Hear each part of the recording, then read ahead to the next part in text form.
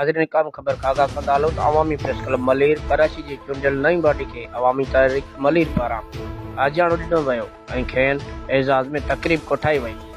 वधीक तफ़सील लाइ असां सां लाइन ते मौजूद आहे मलेर कराची मां रिपोर्ट फारूक बंगवार। जी फारूक। मलेर जे चूंडियल नई बॉडी के अवामी तहरीक मलेर पारां आजाणो तक़रीब मलेर घर में थी गुज़री, जंहिंमें अवामी तहरीक जे मुक़ामी अॻुवाणनि अजर पारायूं।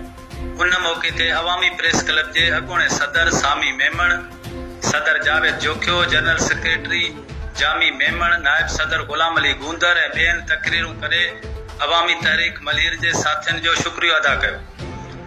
अवामी तहरीक जे अॻुवाणनि ॻाल्हाईंदे चयो त अवामी प्रेस क्लब मलेर जे सॼी टीम खे मुबारकबाद सां गॾोगॾु उमेद कजे थी त सहाफ़ी बिरादरी मलेर जे मज़लूम माण्हुनि जो आवाज़ बणिजी आला ऐवान तक मलेर जे मसइलनि खे उजागर करण में भरपूर सहकार कंदी रहंदी।